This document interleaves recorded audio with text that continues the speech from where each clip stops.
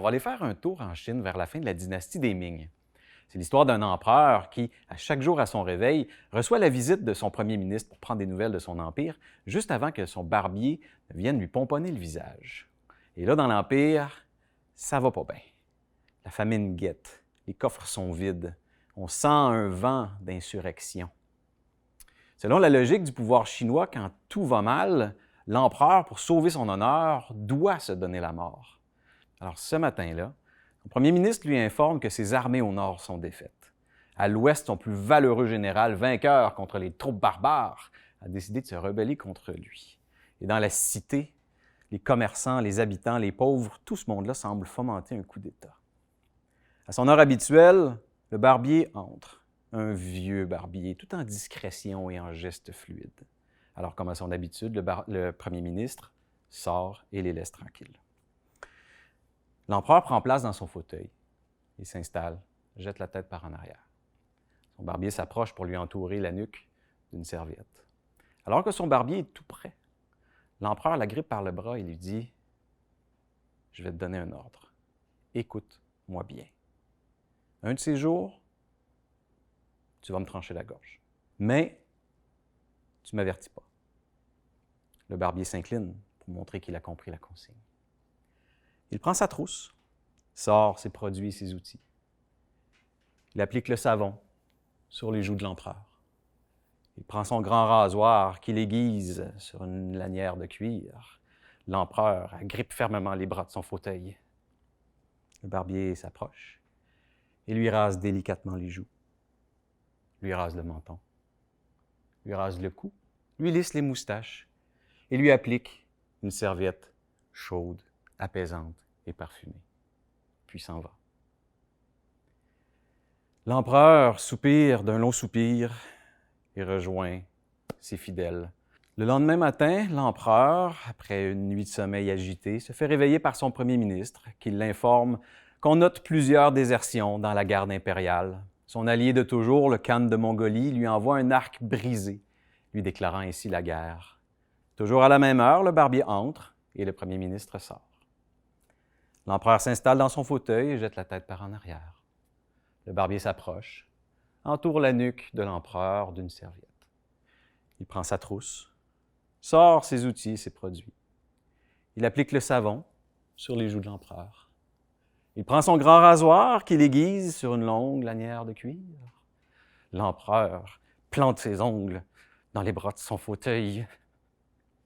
Le barbier s'approche, rase délicatement les joues de l'empereur, lui rase le menton, lui rase le cou, lui lisse les moustaches et lui applique sur le visage une serviette chaude, apaisante et parfumée, puis s'en va.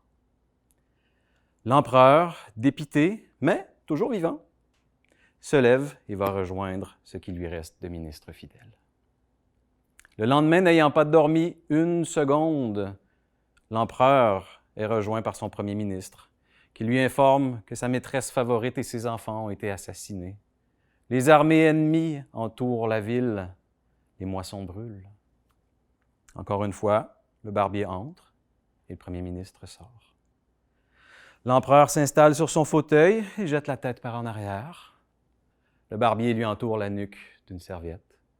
Il prend sa trousse, il sort ses produits et ses outils. Il applique le savon sur les joues de l'empereur. Il prend son rasoir et l'aiguise sur une lanière de cuir. L'empereur est couvert de spasmes nerveux de la tête aux pieds. Le barbier s'approche et rase délicatement les joues de l'empereur. Lui rase le menton. Lui rase le cou. Et lui applique une serviette chaude, apaisante et parfumée sur le visage. Puis s'en va. L'empereur se lève d'un bond, sort de sa chambre, va à la rencontre de son premier ministre et l'agrippe par les épaules. « Fais exécuter mon barbier, et vite! » J'ai descendu les escaliers. Encore sous le choc d'avoir pu ranger si facilement tout ce qui m'appartenait au monde dans une si petite valise. Tout ce qui restait de moi chez toi. Tout ce que je m'étais acheté avec mon argent de poche. Tout ce que j'avais au monde. Dans une si petite valise que je m'étais acheté. avec mon argent. J'ai déposé la valise, j'ai pris mon manteau, je me suis raclé la gorge. Je m'en vais. Maman, c'est fini. Je ne reviendrai plus. Je ne serai plus là. Je ne serai plus là pour t'aider à faire le ménage des armoires ou pour changer les ampoules. Je ne serai plus là pour aller faire les courses à ta place. Je ne serai plus là pour aller chercher ce que tu as oublié de prendre à l'épicerie ou chez Jean Coutu. J'ai rencontré quelqu'un. Non, je ne te l'ai pas présenté. Je pense que c'est la bonne. Elle ressemble à l'actrice que tu aimes dans tes vieux films français. Là. Pas Anna Karina, là, l'autre. Là. En tout cas. Je sais que tu vas penser que je suis un ingrat, mais Jane Seberg, c'est ça. Elle ressemble à Jane Seberg. Elle s'appelle Véronique. Son père est américain, mais tu l'aimerais pas. J'ai plus besoin de toi, maman. J'ai plus peur. Oui, j'ai peur, mais j'en peux plus de me sentir coupable. Ça se peut-tu, ça, vouloir quelque chose puis pas se sentir coupable? J'en peux plus de sentir qu'il y a un malheur qui va s'abattre sur moi parce que je ris trop fort. Que je te dérange quand je décide de faire quelque chose par moi-même. Quand je suis avec Véronique, je suis pas ça.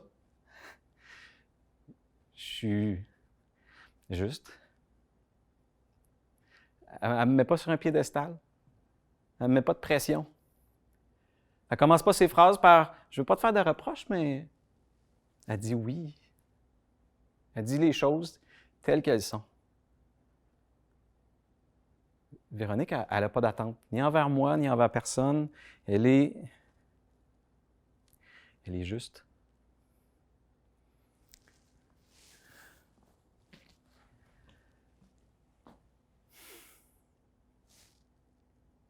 Je comprends pas ce que tu es devenue. Tu voulais être maîtresse d'école, comme tu disais, enseigner aux enfants. Tu aurais pu. Tu étais intelligente, très intelligente même. Pourquoi tu t'es pas plus battue? Je le sais. Vous étiez pauvre quand tu étais petite. Ta mère avait besoin que tu travailles.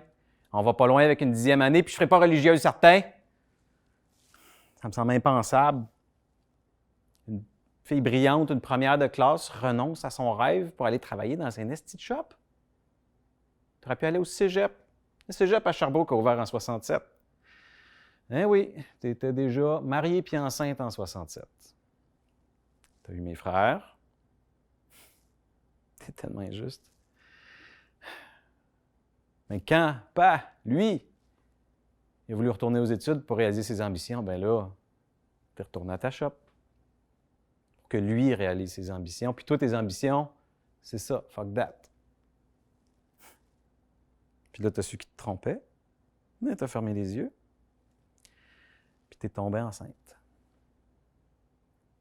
Puis quand tu as vendu la maison, qui était à son nom, mais que tu payais avec ton salaire, tu t'es juste effondré, puis tu t'es laissé passer dessus. Avec moi sur ton poids. Là, on est déménagé dans notre petit 4,5 sur la rue Kennedy-Nord. Tu as vieilli de 20 ans l'espace de quelques années, maman. Tu es devenue grise et amère, ma mère. Tu as continué à travailler de soir puis de nuit dans ta maudite shop. Tu as enduré tes patrons anglais aux mains baladeuses puis des tonnes de remarques macho. Tout ça pour que j'aie une belle vie. Pour que j'aille au collège français. Tu étais tellement fière de mes notes. Tu étais tellement fière quand tu as su que je t'ai accepté à l'université. Tu as tout payé mes études. C'était ton investissement. Mais à quel prix? Il ne fallait pas que je parte. Il ne fallait pas que je sorte. C'était le nez d'un livre au lieu de respirer l'air du monde extérieur. Mes études, puis rien d'autre. Mais tu parlais de moi comme si j'étais la 7e merveille du monde. Hein, à tout le monde, à tes sœurs, aux voisines, aux caissières, à l'épicerie, chez Jean Coutu. Je les ai jamais rencontrées.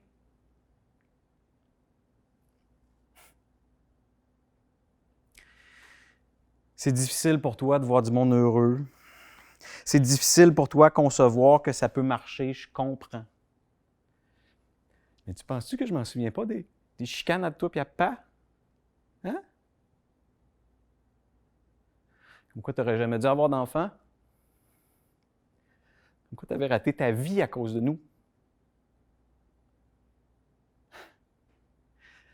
Qu'à cette heure que Pat est parti, je ne servais plus à rien. Tu penses que je t'ai pas entendu dire à la voisine que tu aimerais mieux mourir que de continuer à vivre la maudite vie que tu as là? Moi, c'est de ça que je me souviens le plus. C'est ça que j'ai le plus tatoué dans la peau. Mais moi, je peux-tu espérer quelque chose? Je peux-tu avoir quelque chose de beau et pas me sentir responsable de ton malheur?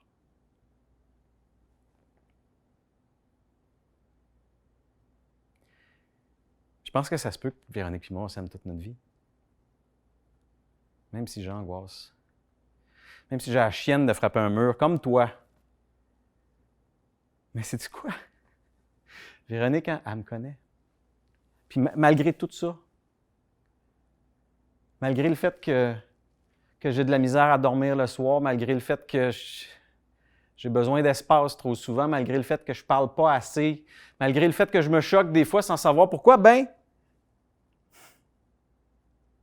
elle a décidé que c'était moi le bon pour elle. Fait que tu m'excuseras, mais c'est fini. Je ne serai plus là. Je m'en vais. Elle s'est pas retournée. Elle m'a pas regardé. J'ai repris ma valise. Puis j'ai ouvert la porte. Véronique, elle m'attendait dans sa petite tente de bleu toute rouillée. Puis elle m'a souri. Fait que j'y ai souri.